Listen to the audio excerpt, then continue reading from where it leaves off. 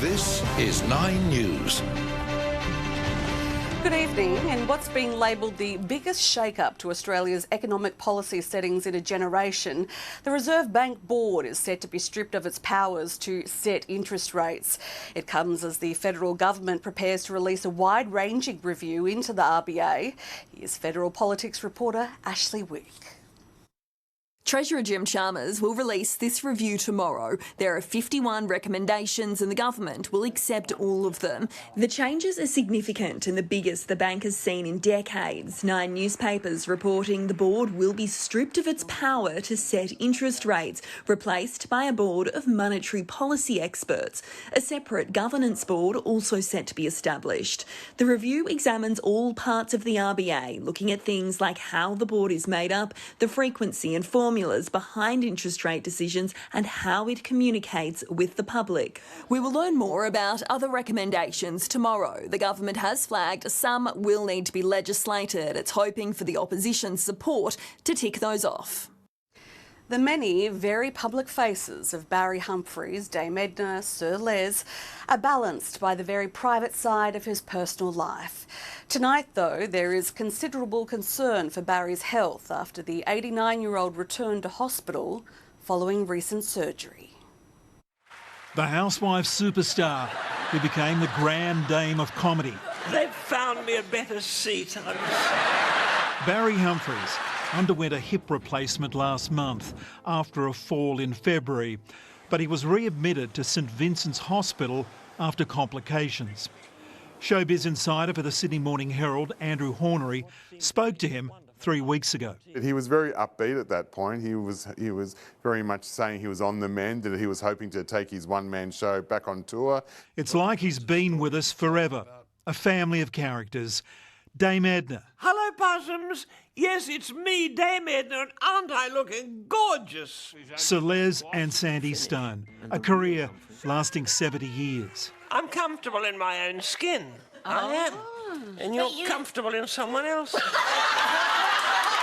Laughter is a marvellous thing for the laugher and the person who induces the laugh.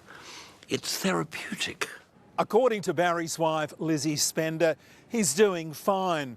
But given he's 89 years old, any recovery from hip surgery is likely to be painful and protracted. It was meant to be his farewell tour last time, but Barry Humphries has proven time and time again that he is not quite ready to exit stage left just yet.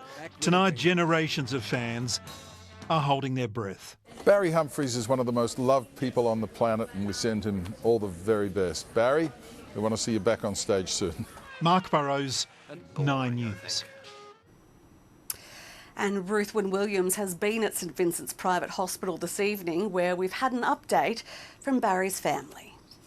Barry Humphries is being treated here tonight in Sydney. His publicist has released a statement saying the Star would like to thank the staff here at St Vincent's Private Hospital for their support. It also says Barry Humphries would like to thank the public for their support and best wishes, but that doesn't mean all that should stop. The statement also says Barry Humphries is calling for more and more. He's hoping he can feel a little of our support from down here tonight. A 32-year-old man has been airlifted to hospital following a boat fire at a national park in Sydney's north. Black plumes of smoke billowing into the air at Akuna Bay Marina after the luxury cruiser erupted in flames. It's believed a worker on board the vessel at the time of the blaze may have been refuelling. He's being treated for serious burns to the face, torso, arms and legs. Victoria's opposition says the state's premier should seriously consider his position after an IBAC investigation found the government improperly awarded $1.2 million worth of grants to the Labor-linked Health Workers Union to provide training to hospital workers. There are no findings against anyone in this report. The Anti-Corruption Commission has looked at a series of matters from some years ago and have found no corrupt conduct. The Premier is the problem, and he can't be the answer at the same time. So the time has now come for the Premier to seriously consider his position. The report made 17 recommendations and called for sweeping changes to limit the powers of ministerial advisors. The government is under pressure tonight to increase job seeker payments, with its own welfare advisory panel finding the current rate seriously inadequate. Experts suggest an $18 a day increase, but Labor looks set to reject the recommendation. We can only do what is affordable. A budget's got to answer to every Australian and a lot of demands. Our income support payments are so woefully low that they fail to meet people's even basic needs. Raising the rate of job seeker will cost the budget around $24 billion over 4 years. A fire has caused a major electrical fault to several IT services in South Australia, including many of the state's hospitals.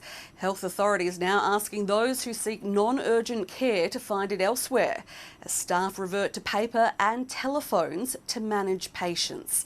It's expected that services won't return until tomorrow morning.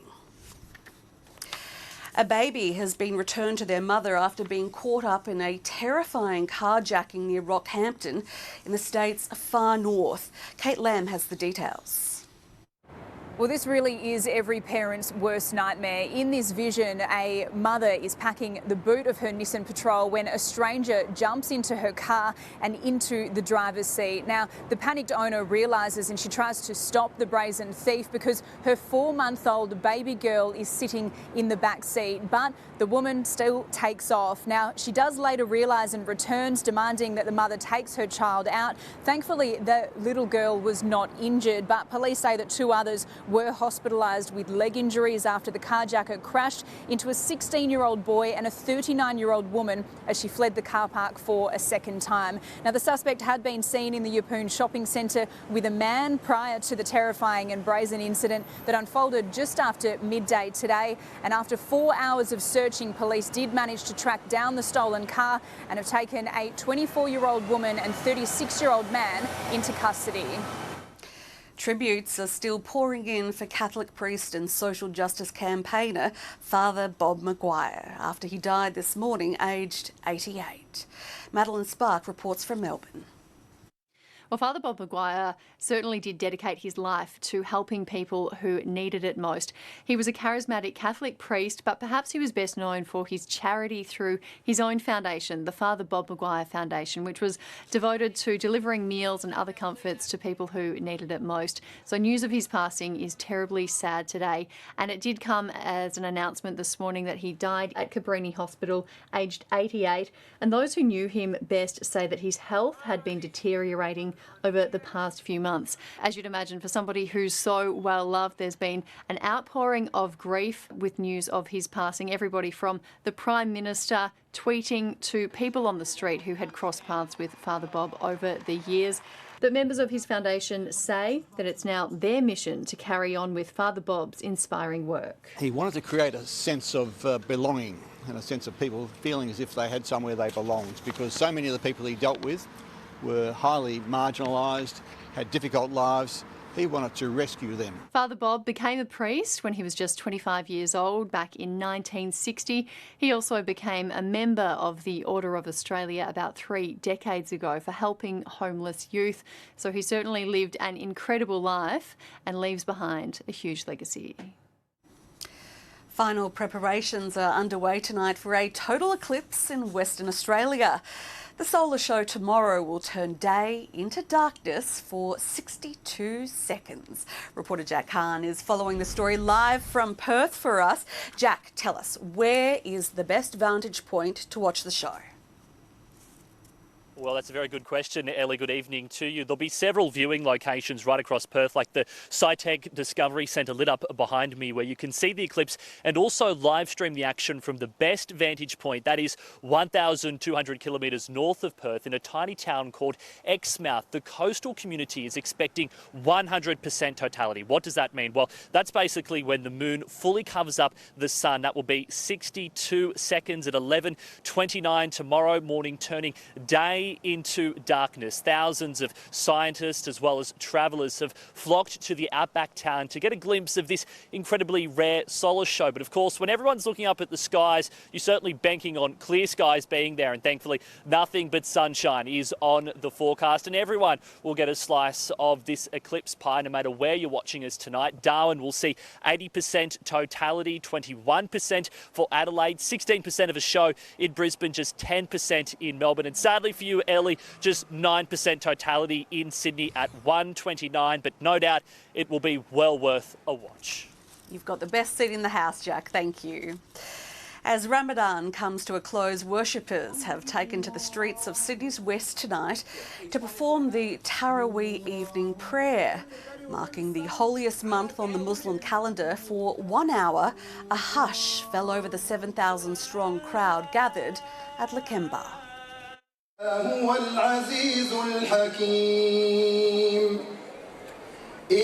After 30 colourful nights, the popular Ramadan Nights Cultural Festival comes to a close tomorrow.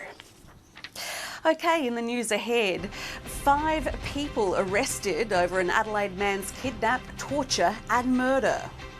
Dozens killed as a fire tears through a hospital in Beijing. And a $1 billion hole in Rupert Murdoch's pocket after settling a defamation lawsuit.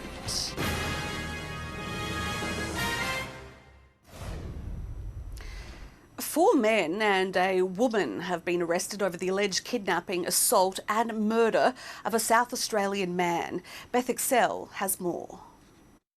This was a major breakthrough for a long-running police task force. 5 people were arrested through this afternoon and this evening.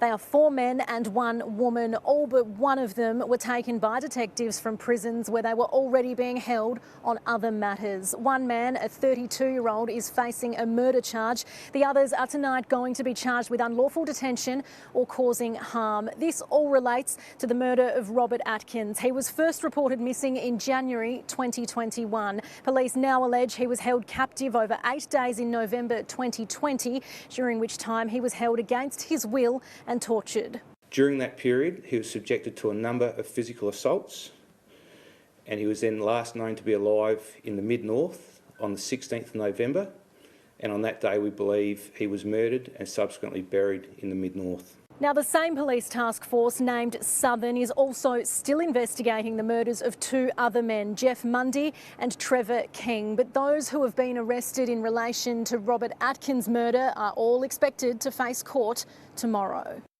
29 people have been killed in a fire at a Beijing hospital, one of the country's deadliest incidents in recent years.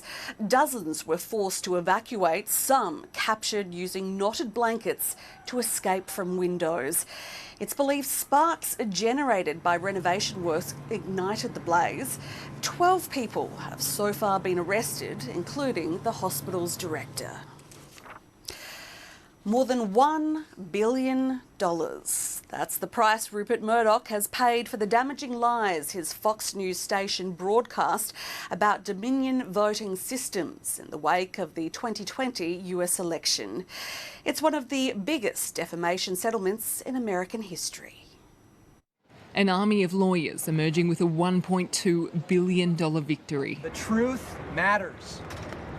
Lies have consequences. Rupert Murdoch's Fox News settling with Dominion voting systems for a record payout. This settlement is 10 times the value of Dominion as an entire company. That's how strong a statement this is. And an on-the-record admission. This is really the first time in these 2020 election lies that someone has been held accountable. This defamation case centred around the Conservative news channel giving voice to the false theory that the 2020 election was stolen from Donald Trump because of voting fraud. Electronic voting machines didn't allow people to vote, apparently. Under oath in a deposition last month, Chairman Rupert Murdoch admitted Fox hosts knowingly endorsed the fake claims, and he conceded he could have told them to stop at any time. Refusing to front the cameras today, Fox instead released a statement. I'm sorry, this is going to be difficult to say with a straight face. This settlement reflects Fox's continued commitment to the highest journalistic standards. We acknowledge the court's rulings finding certain claims about Dominion to be false. False or not, 9 News understands Fox News will not have to issue an on-air apology, nor have the hosts acknowledged the lies broadcast on its channel. These are the dozens of Fox attorneys who have now pulled off this 11th hour deal. The trial was due to run for 6 weeks. It's now been wrapped up before day one. Now, both sides had an incentive to avoid a costly 6-week trial. Dominion might have lost and gotten zero, but there's undoubtedly disappointment at other networks that were relishing this spectacle. Rupert Murdoch and Fox News have avoided a lengthy trial, but both are still under intense public scrutiny. There is no individual alive today who has done more damage to American democracy than Rupert Murdoch. Former Prime Minister Malcolm Turnbull is again pushing for a royal commission into the mogul's Australian empire, which controls more than half of the country's media. Tonight, this defamation case settled, but Mr Murdoch and his Fox News empire are facing the prospect of further civil suits. In Wilmington, Delaware, Lauren Tomasi, 9 News. After the break, all of the day's finance news. To finance now, and a somewhat flat session for the ASX today with 0.1% worth of gains as shares in a casino giant reach record lows. And for more, I'm joined by Chief Investment Officer Scott Phillips from Motley Fool. Good evening, Scott. Almost all sectors today were in the red. What's happened? That's a very, very good question. It turns out that the market is a little bit spooked by the potential for higher interest rates both here and overseas. And that was enough. Only the materials sector in the green, in positive territory. The rest of the market, unfortunately, in the red. In the end, materials were strong enough to almost see us break even, but that's the way of the markets. OK, and shares in Star Entertainment have plunged after they announced their bid to cut costs. They really have. Look, they're going to take out $100 million worth of costs, 500 jobs. Now, if you're like me, I'm surprised there were that many jobs that could be cut, really, think about what those businesses do. So I suppose to some degree this is the reality, I think, of a business that's been badly run for quite a while. It does come on the back, of course, of numerous government inquiries right around the country into both Star and its crosstown competitor, Crown. It's a very tough business. We say the house always wins. Turns out in this case, it really, really doesn't. As you said, a record low share price. Investors not sure where this finishes or what might need to be done to try to right the ship. Now, inflation in the UK has remained in the double digits, meaning more rate rises are all but certain. Yeah, that's right. 10.1% inflation over there. It's a reminder, too, that, you know, they're doing what they can or what they think they needed to do to get inflation under control. That's simply not been the case. They're going to have to either abandon the fight. I don't think that's a reasonable outcome. Or, as you suggest, increase interest rates over there. Maybe even more policies required by the government, some thus tax and spend decisions made, because 10.1% inflation is just taking literally $1.10 out of your pocket. You buy 10% less of what you used to buy for the same money. It's a really, really insidious tax on consumers. And Scott, no doubt this will have an effect back here, won't it? That's a good point. And so, you know, if you think about what the Reserve Bank's been doing, you know, it's trying to tread that fine path, the so-called soft landing. Can we get through with a few interest rate cuts without causing too much pain, you know, just doing enough but not too much? The challenge, I think, as we're seeing in the UK, is if you don't do enough, then it's not a case of things will be as bad as they are, but things actually may get worse. I've got to imagine that to whatever degree Governor Phil Lowe and the rest of the RBA board were contemplating increasing rates next month, I have to believe they've really had their backbones strengthened by this news out of the UK, and it does make a rate rise here ever more likely. And just quickly before you go, Scott, how are the US futures looking this evening? Oh, I wish we could finish on better news. Unfortunately, in early futures trading, the US market looks like it'll open down about 0.5%. Might be a day of red on Wall Street. Hopefully not, but it might impact our market here tomorrow as well. Scott Phillips, thank you. Thank you. When we come back, I'll have your forecast for tomorrow. Stay with us.